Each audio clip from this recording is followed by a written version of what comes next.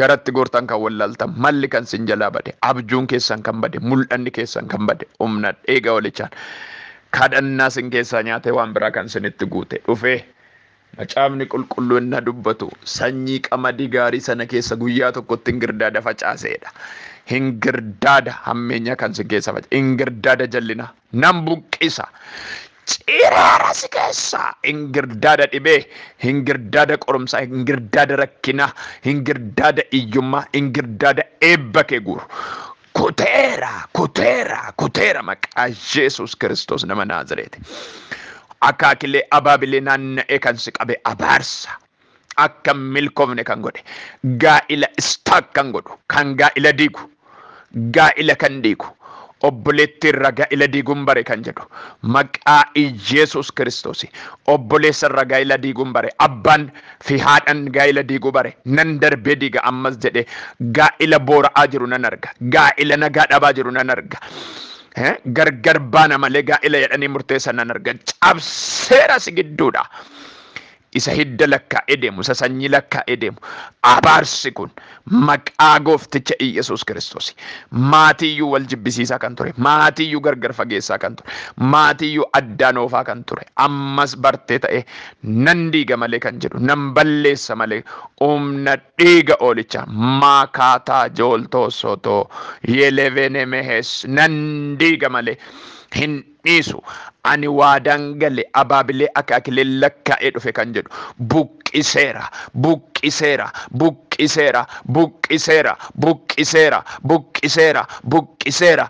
buqqiseera gufuu gaa'ila.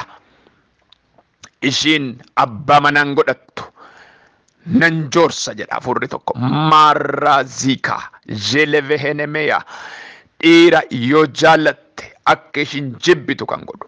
Afuura manatta nan bisa jedhu ofii kootiin to'adha jedhu kan kooti ishiin na harkaan baatu kan jedhu cabse maqaa Yesuusi cabse maqaa Yesuusi cabse maqaa Yesuusi cabse maqaa Yesuusi ingadhiifta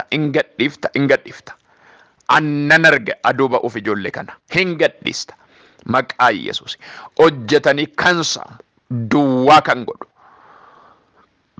In hojjetu harki duwwaa waa bitanii lafaan qabani waa ka'anii lafaan qabani qilleensa irratti eebba namaa kan bittimsu dhayeera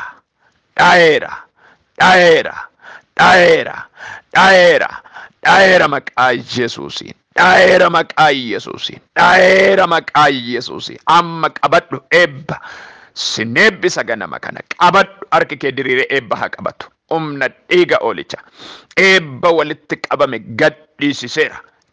Miknaatum የሰላም አለቃ ኢየሱስ ክርስቶስ ከእናንተ ጋር ስላለ ይለቀቃል። የተያዘ ነገር ይለቀቃል። የተደፈነ ነገር ይለቀቃል። የተበተነ ነገር አመነ ነጀጀ ኡምነ ዲገ ኦልቻቲን ሞቲን ነጋ ኢኒ ኢንሶዳቲን ሲንጀዱ inni dukkana hari'atu inni ifa baasu inni du'a harkaa nama baasu inni dhukkuba harkaa nama inni rakkina harkaa nama baasu inni abdii kutannaa harkaa nama baasu mootiin nagaa Yesuus Kiristoos gara kee waan dhufeef si faana waan jiruuf harka si qabee waan jiruuf wanti si jala diigame deebi'ee ijaarama wanti si jala bittime deebi'ee ijaarama waan abdii itti kutte Waaqayyo deebisee ijaara.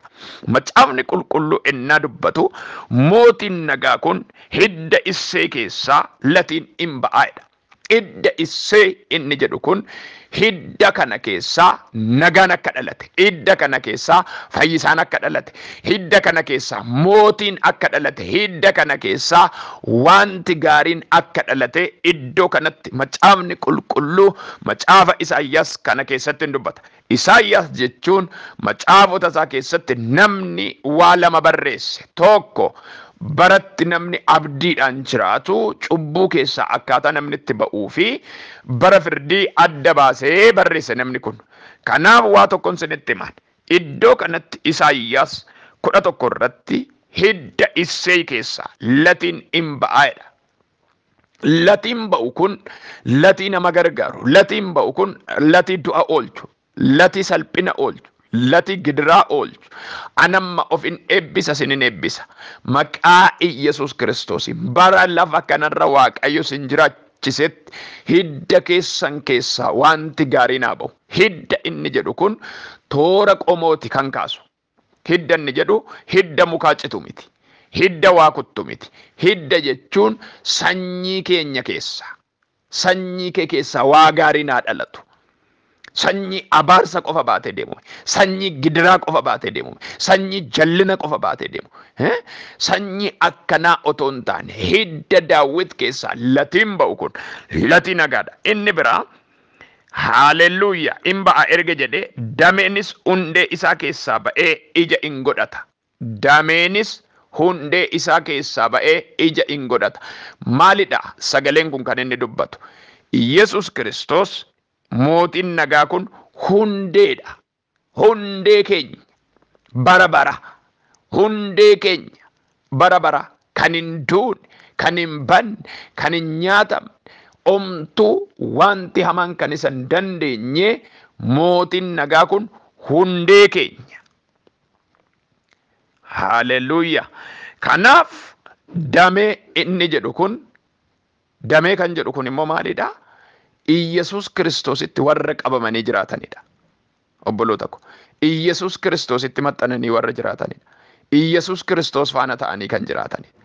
Isin dameesaati ija godhachuu hin dandeessu. Isin dameesaati iji akkasin caalchiftanii ija buufattan kan godhu Waaqayyoodha jechuudha.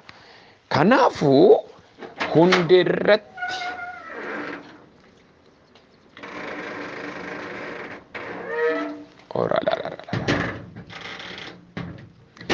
kanaafuu waa tokkoon isinitti hima. Hundeerratti kan qabate dameen ija godhata. Kanaaf har'a wanti ittiin ati seexana abdii kutachiistu maali? Ani mootii nagaa Iyesus Kiristoosittan qabamee jira. Bakka dhume. Ani jettaan dhukkubaan, ani jettaan qorumsaan, ani jettaan rakkinaan, ani jettaan dhiphinaan, isa si boossisuun, ani hundeen koo mootii nagaa Iyesus Kiristoos manan jiru keessatti, iddoon hojjedhu keessatti, hormoota yoo ta'an, ani mootiin nagaa kaleessa na gargaare har'as na faana jira. Ila hubadhaa. Mootiin nagaa harka na qabe na faana jira. Mootiin nagaa du'a na oolche na faana jira. Kanaafuu hin raafamu, hin jeeqamu, abdiin kutu jennee sirriitti itti muqamna. Afurri Waaqayyoo isa irran buufata. Innis afura ogummaati, afura hubannaati. Afura gorsaati, afura humnaati. Afura beekumsaati, afura sodaa Waaqayyooti. Ela mootii nagaa kanarraa afurri Waaqayyoo in buufata. Isa kam? Isa nu eegu. Isa kam? Isa nu gargaaru. Isa kam?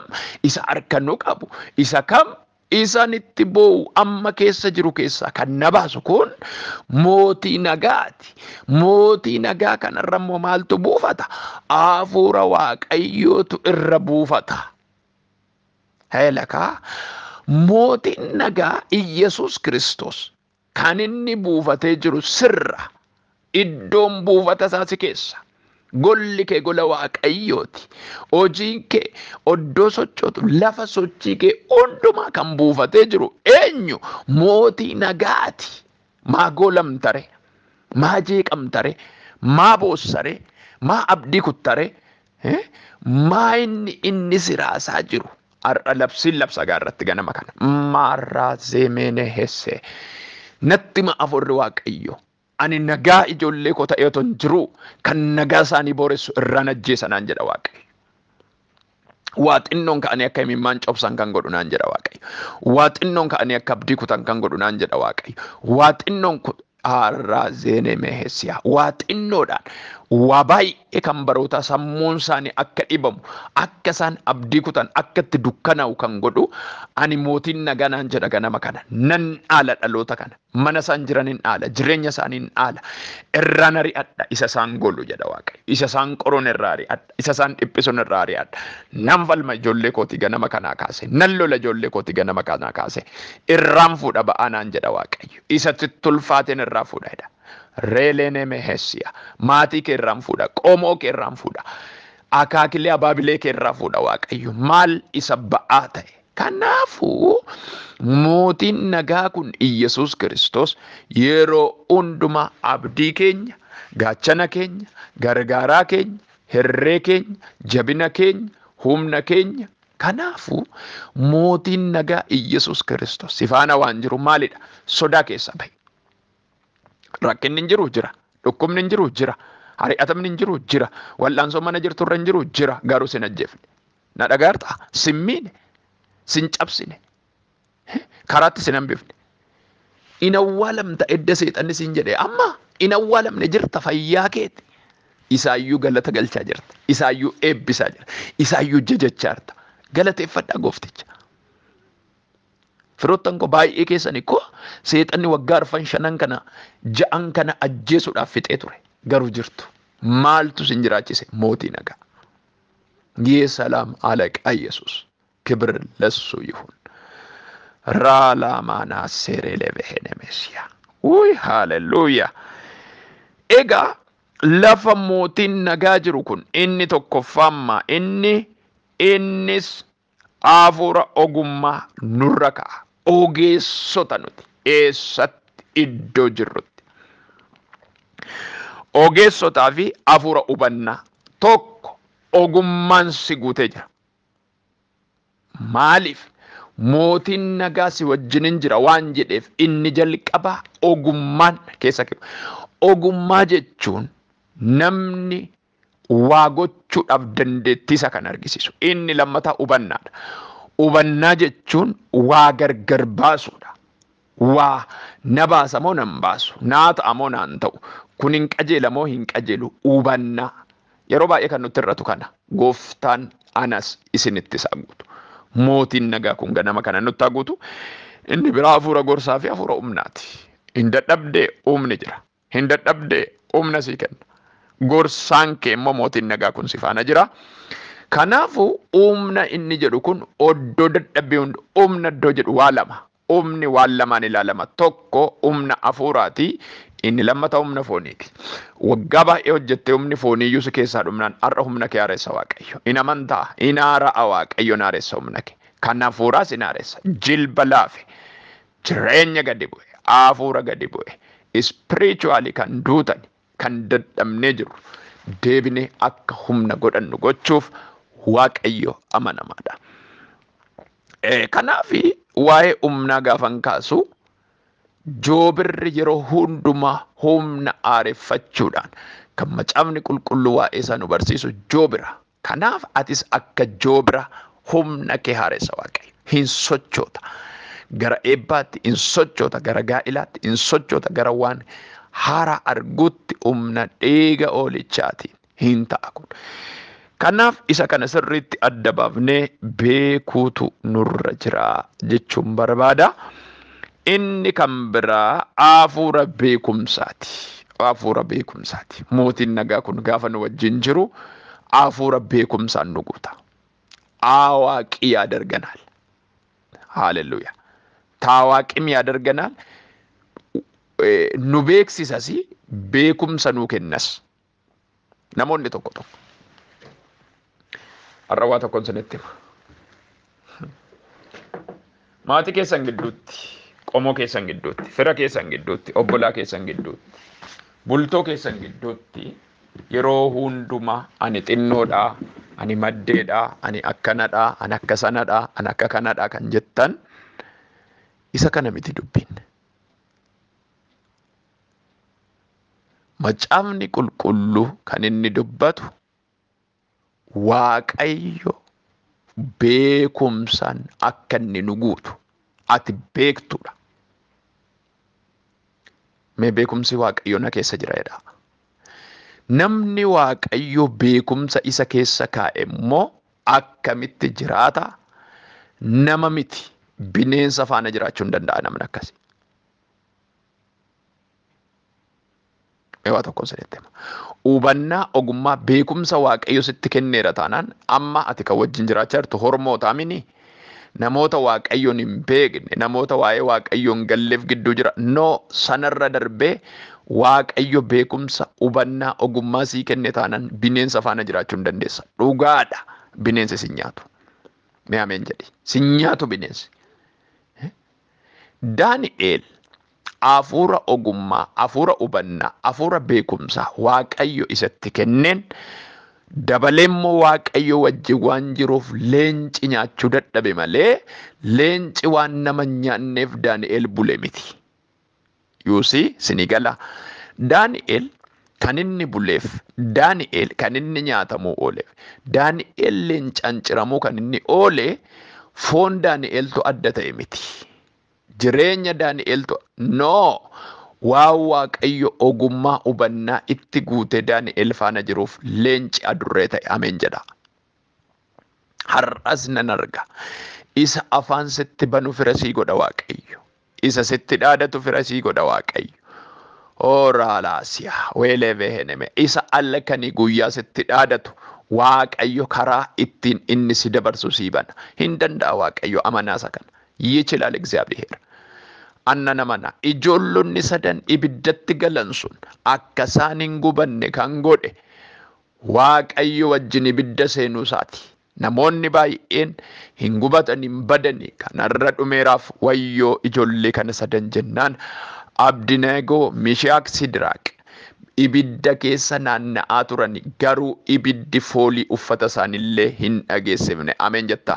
Kuni kan ta'eef Waaqayyo mootiin nagaa dhaqee ibidda seene gab godhe nagaa buuse dhaqee goolii gidduutti. Ameen jedhi. Anarra ergan qabu ganama kana natti maafurri Waaqayyo manni sin jirtan ibidda kan ta'e nagaa dhageessu dhugaadha fuula Waaqayyootti. Ergaa tokko dubbadhe annana mana. Waaqayyo waan dhimachaa mana sin jirtan gola sin jirtan iddoo sin jirtanitti mana sin jirtan ibidda kan godhe seexana ajjeesee nagaa buusa galaafatee nagaa buusa Waaqayyo. Nan arga mana ibidda boba'u mana sin jirtanii ibidda kan hin dhaamsa mootiin nagaa kun gab godhaarra sirra wayyoo nan gubadhe mana kanatti kan jettu nagaa dhageessa. Yuusii nagaa dhageessan jedhe hubadharra. Sirrattan dubbadha humna dhiiga olichaan manan jijjiirradha nan badaa nan galaa kanaan booda naan taane jedhee namni abdii kute jira. Afurri Waaqayyo inni na ergate ganama kana afurri Waaqayyo inni ergaa fuudhii dhaqe ijoollee kana bira naan jedhe mana ati jirtutti nagaa fida. Hooraalaa baasee mana ati jirtutti nagaa fida. Dhukkuba rakkina qoorumsa waan achi jiru hunduma hin kaasa. Isattiin dhiphattuun kaasa, isattiin jeeqamtuun kaasa manicharra. Kanaaf nagaan dhufe mana gala. Kanaaf namoonni baay'een mana sin jirtanitu ibidda ta'e, gola sin jirtanitu ibidda ta'e. Tokko tokko waan sinitti barin sinitti dubbadhaarra. Maatii gidduuttis kaleessa nagaan qabdani, achi dhaqxanis nagaan qabdani. Maatii gidduutti boqonnaan hin jiru, achis boqonnaan.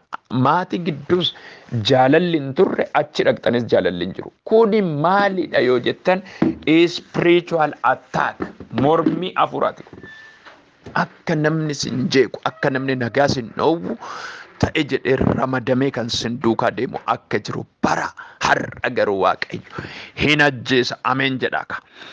Inni dhumaa hafuura Waaqayyoon sodaachuutti kan namarra buufatu. Lafa mootiin nagaa jiru Waaqayyoon sodaachuu jira. Gola mootiin nagaa jiru Waaqayyoon sodaachuutu jira. Gooftaan kanaan nu haa guutu.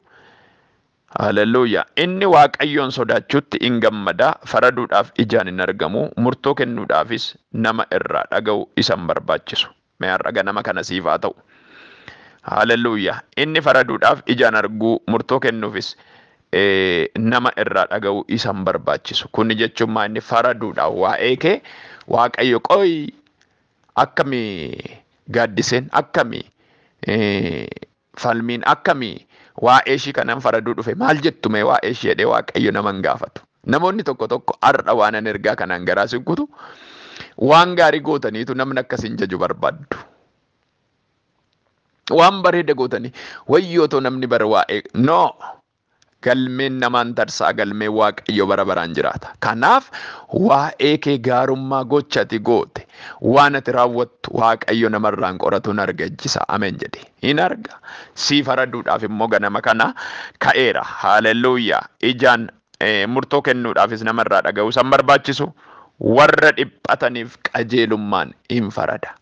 Hela dhiphina keessa warra jiraniif qajeelummaadhaan firdii kan hin jallifne mootiin nagaa ganama kana sii farada. Maal eebba kee qabame? Annan arga dhugaadha ganama kana namoota eebbi keessan qabame hojjettaniituma eebbi keessan qabame dhiphachaa jirtan sinii farada. Hin gadhiisisa Yesuus. Mee naa gadhiifameera jedhaa dubbadhaa ofirratti humna dhiiga Hoolichaatiin. Haleluuyaa. Gadadamoota lafa irraatiif murtoo qajeelaa in kenna. Gadadamoota lafa irraa inni jedhu kun warra omaayyuu hin qabu ani jedhaniif. Kan na bira dhaabbatu hin qabu warra jedhaniifis murtoo in kenna. Tole daddafeen xumureera. Dubbi ooraa baashee keetee jeltaa. Dubbi afaansaa keessaa isa akka uleettis biyya lafaa in rukuta. Hafuura afaansaa keessaa ba'uunis warra jallootaa in ajjeesa. Qajeelummaan akka teephaa mudhii isaati. Amanamummaanis akka sabbata inni ittiin hidhatuuti. Yommus yeeyyiin ilmooleen oolaa gidduu hin jiraatta. Ila dhaggeeffadhaa. Yommus yeeyyiin ilmoolee oolaa gidduu hin jiraata. Yoom mootiin nagaa gaafa dhufu. Oolaa fi yeeyyiin walii galanii hin beekan. Garuu mootiin nagaa waan dhufeef yeeyyiin oolaatti bu'uu hin danda'u. Har'a kannaan jedha Hafuurri Waaqayyo. Dhaloota kanatti waan qarriffaasaa bane ani Waaqayyo gidduun galaafnaan jecha jira. Ameen jedhi kana. Dhugaadhattan deebi'a. Qarriffaasaa bane dhukkuba rakkina qorumsa seexanni ilkaansaa qaree waan inni ittiin sitti ergame kana gidduu sii galuuf leenci Yihudaa dhufeera. Haleluuyaa.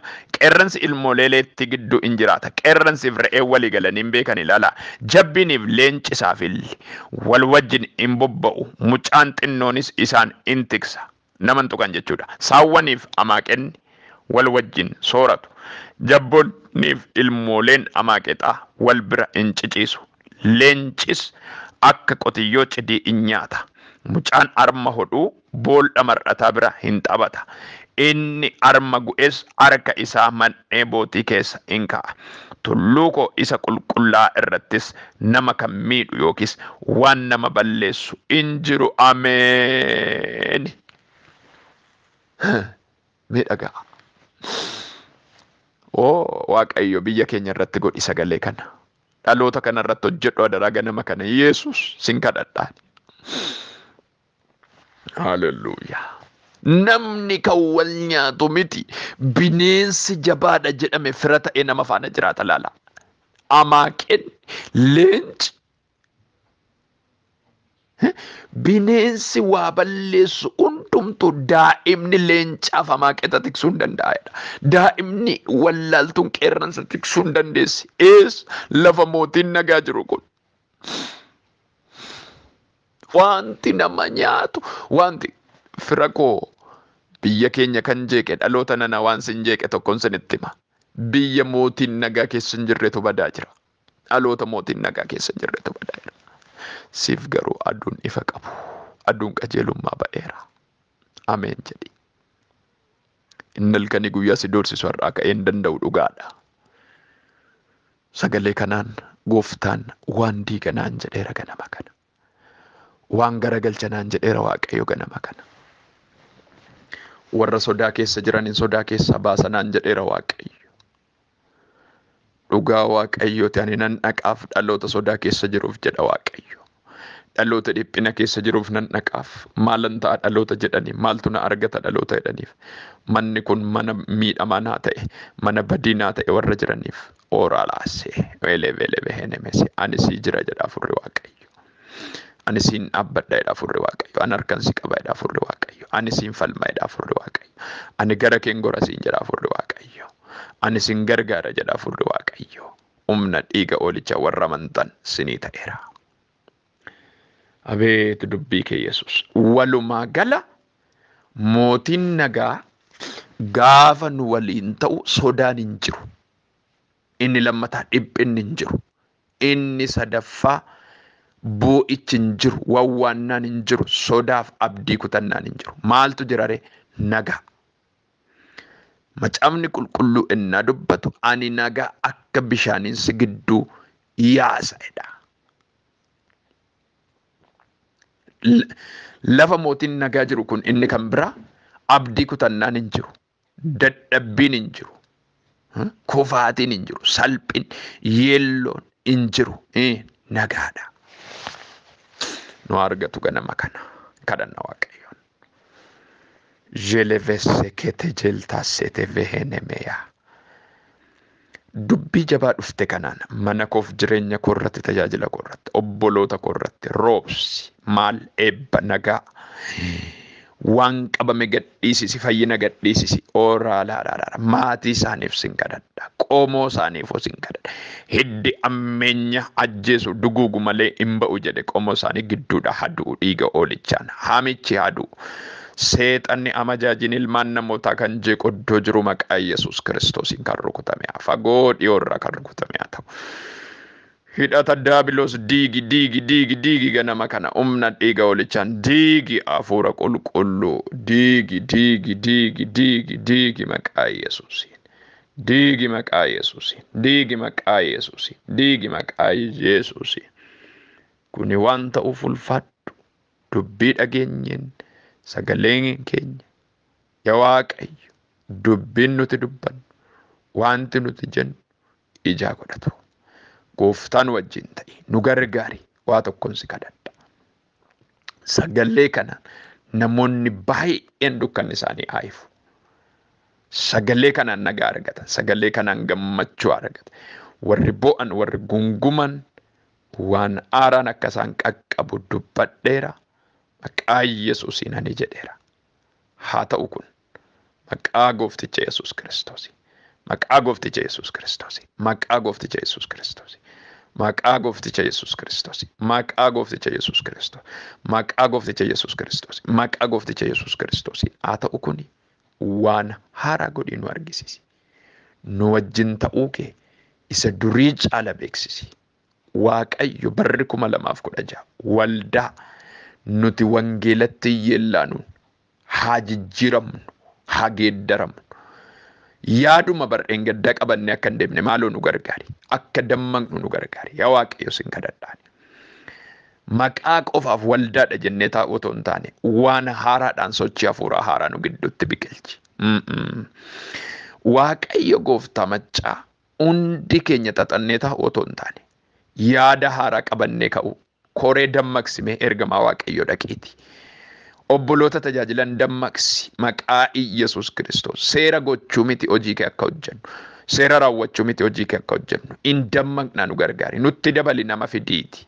Maqaa Yesuus Kiristoos. Dubbii jiraataa nutti haasoftu dinqii ati gootu kana. Namoonni dhufanii nuttaa makamani. Nuttaa makamani. Nuttaa makamani. Nuttaa makamani. Nuttaa ooraalaa baashee. Reevene mehessiyaa. Ora la ba sherere leve hene mesia nutama kaman namon nutama kaman namon nutama kaman namon nutama kaman namon nutama kaman namon fidi namota fidi obboloota dubaraa lama kan hin argu waldaa keenya kana keessa obboloota mataa dhukkubbii ulfaataan rakkatan obboloota lama arga. Obboloonni lamaan kuni milikitan sinitti hima tokko akka waan diilallaa wayii dhukkubni kun gaafa sinitti ka'u mataa keessanitti waan ulfaatu jira. Baay'ee sinitti ulfaata. Kanarraa kan ka'e baay'ee rakkattu. Akka nama waa mataa namaarra kaa'etti akkasitti dhufee mataarra sin ta'a. Kanarraa kaasee baay'ee rakkattu. Jeeqama guddaarra jirtu. Dhukkubni kun baroota sinirra lakkaa'eera. Ganama kana mootiin nagaa Yesuus Kiristoos sinirraa fuudheera. Ameen. Dhiiga Yesuus isa dhangala'een sinirraa fuudhameera. Akkuma hirribaatti si qabaa hin ciistaa raftee gattee kaata hin jiru dhiiga oolichaatiin. Dhiiga oolichaatiin raalaabaa seeree leve henemesiyaa. Dhiiga oolichaan gattee kaata. Gattee kaata oh ka sherele gattee kaata